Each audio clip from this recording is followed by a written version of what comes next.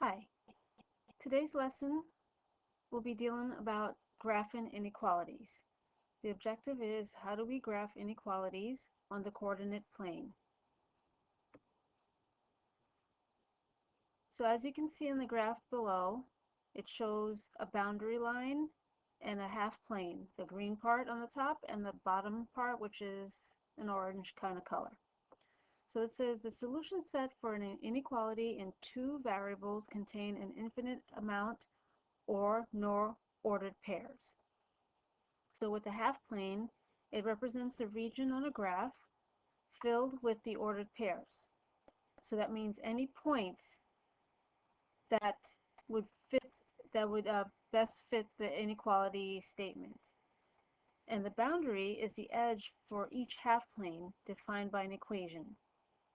So this would be either an equation or an inequality, and depending on what the inequality is, it will determine where are all the points that are going to make that statement true, either the half, the bottom part, or the top part.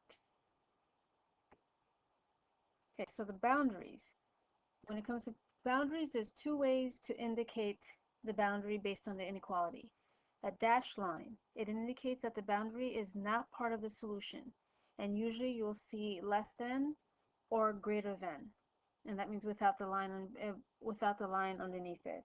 So that means everything will be included, but not the number itself. So like if you say you had y is greater than 5, it would be all the numbers that are greater than 5, but not including 5. Whereas with a solid line, it indicates that the boundary is part of the solution, and you'll have inequalities that will be like greater than or equal to, or less than or equal to. So that means if you had like 5y is greater than or equal to 5, it would be everything that is greater than 5 and also including 5. Alright, so the steps in order to graph an inequality would be 1. The inequality must be in slope-intercept form. So you remember about slope-intercept form, which is basically y equals m times x plus b.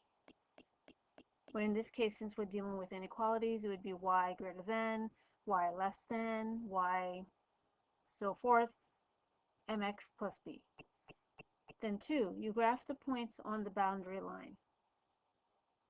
So basically that means you'll have your m, your direction, your slope, and b is where you begin, that's the point that you're going to put on the graph, and then start and get the other points by using the slope.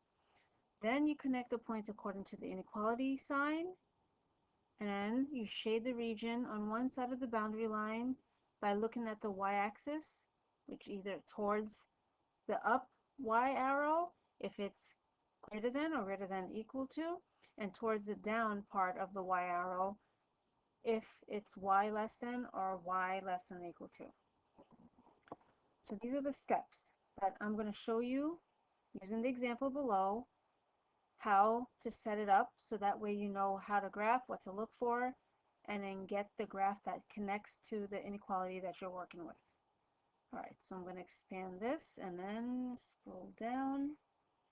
Alright, so we have an example which is y minus 2x is less than or equal to negative 4. So the first step, as stated, we need to have it in slope-intercept form. So that y has to be by itself. I'm going to rewrite it so then I can work with it. So I'm going to add 2x on both sides. And then let me just cancel out with another color. So cancel out the 2x, negative 2x, and 2x. And then I'm going to have, bring down the symbol, and then I'm just going to have 2x minus 4. So it's in slope-intercept form. So that was the first point. Now, everything you learned about graphing equations, you're going to do the same with inequality. So the first thing, I'm going to determine my m and my b. My m is my slope, and my b is my y-intercept. So my m is the number that is in front of the variable. So it's going to be 2 over 1, and since I'm dealing with a graph, I need to rise over run, and the b will be -4. B is our y-intercept. Y-intercept is the number that stands alone in the inequality or equation. All right, so I have that. I already did that step, which was number 2. Well, I didn't graph yet, but I had to determine what the m and b is and then graph it. All right, so I'm going to graph it. So my b, I'm starting at -4. 1, 2, 3, 4. That's where I'm starting. And then my slope is 2 up and 1 to the right. So 2 up and then 1 to the right, 2 up, 1 to the right. And then I'm going to go opposite. Opposite of 2 up, 1 to the right is 2 down and 2 to the left. 2 down, 2 to the left. All right, I'm going to do my line.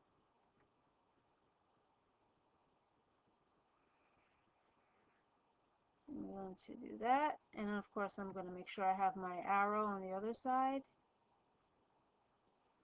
Right? And now, the next thing I need to do, and we'll use another color. Looking at the inequality. Well, looking at the inequality, so I'm going to put that symbol. I know that this is going to be a solid line, so I already have that solid line.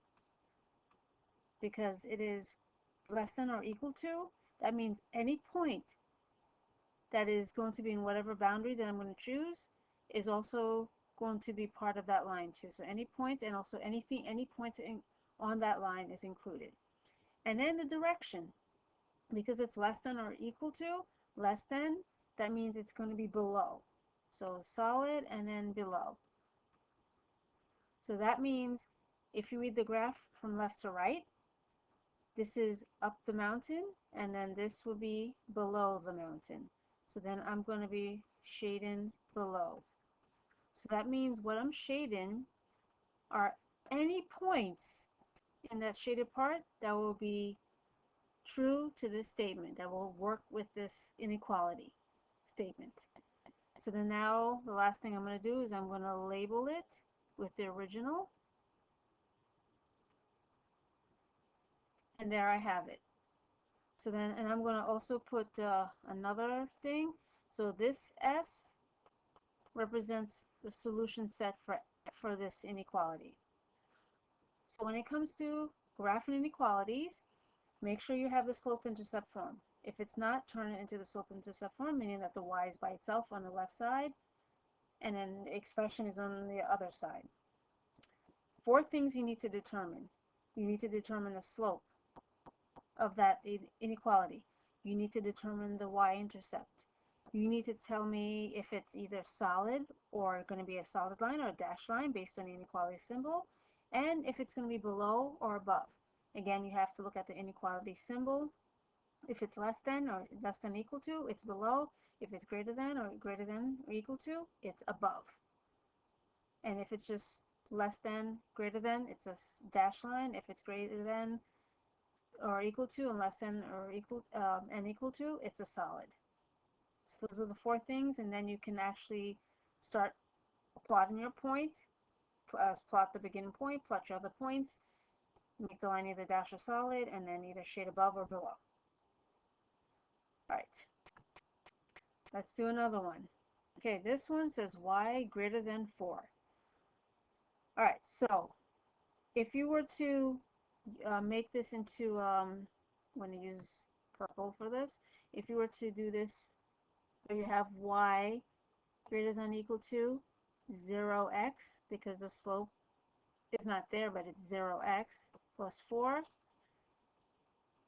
you can use that to help you figure out, okay, what's going on. All right, so now I'm going to put the symbol the inequality symbol that we're working with. I'm going to find my m, I'm going to find my b, and I'm going to determine whether it's solid or dash, and if I'm going to shade above or below. First thing, my m. My m is 0, because it wasn't there to start off with, but it's implied, so it's 0. So 0 slope, that means it's going to be horizontal. Because remember, 0 slope, think it 0, you're at rest. If you're at rest, you're laying down, so the line, so you're in horizontal form, so will the line. And then the B is the number that stands alone, that's going to be 4. Now let's look at the inequality symbol. It's greater than or equal to, that means it's going to be a solid line. And then, since it's greater, it's going to be shade above. Alright, so I got the 4 pieces that I need. Okay, so I know that it's going to be, it's going to start at 4. So 1, 2, 3, 4. It's going to be a horizontal line. So I'm going to draw my line. It's going to be solid. So my line is solid. And then it says that I'm going to shade above. So I'm going to take a blue and I'm shading above the line because it's greater than or equal to. So that means everything that I'm shading will be included in that inequality and on that line also because it's solid. And then I, of course, label, and there you go. So it says that y is greater than or equal to 4. So there you got the line. That means any point on that line and anything above that line will satisfy this inequality. All right, let's do another example. So we have y is less than or equal to 2x minus 3. All right, so it's already in slope-intercept form, so I'm fine. So I need to find my m, I need my b. I'm going to know whether I'm going to shade above or below, and then if the line is going to be dashed or solid. So let's start with the our slope. Our slope is 2. Since if we're doing it on the graph, rise over run, 2 over 1. Our b is the number that stands alone, is where we're going to begin when we plot our point on the graph, negative 3. The shade, so let's look at our symbol. It's less than or equal to. That means it's going to be solid. Oops, sorry, wrong spot. Undo. Let's try that again. So I put it in the wrong spot. All right, so it's going to be solid line.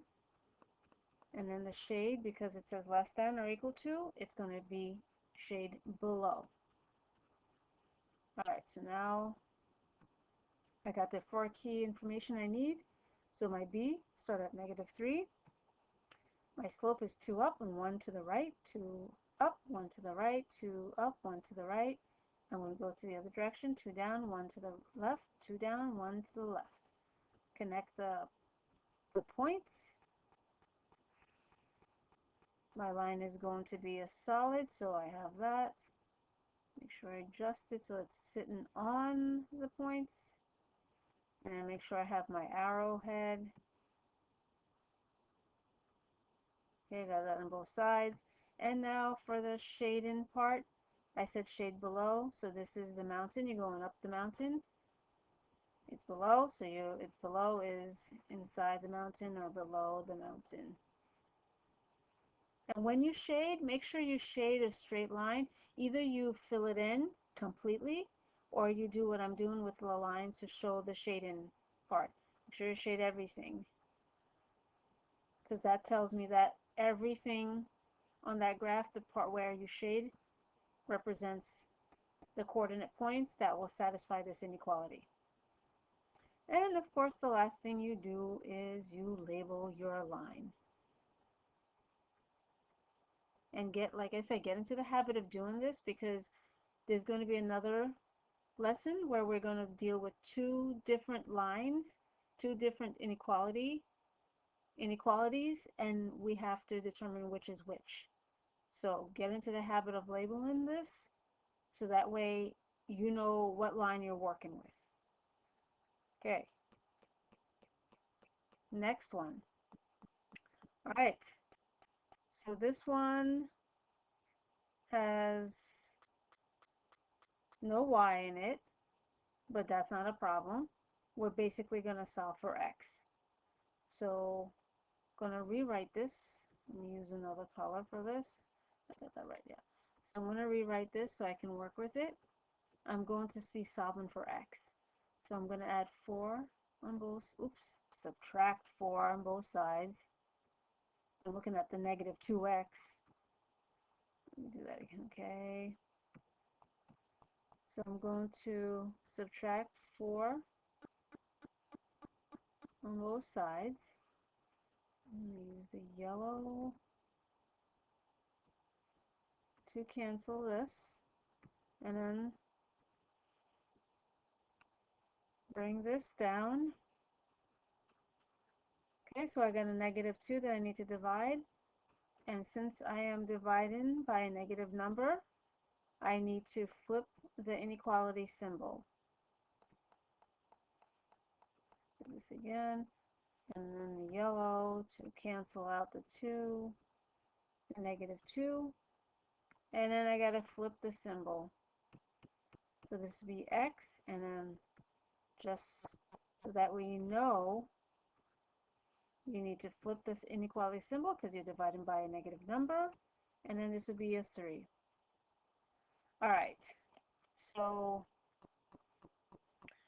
since there's no y here, let's go back to what we remember about y greater than equal to a number or equal to a number, and x equal to or greater than or less than a number.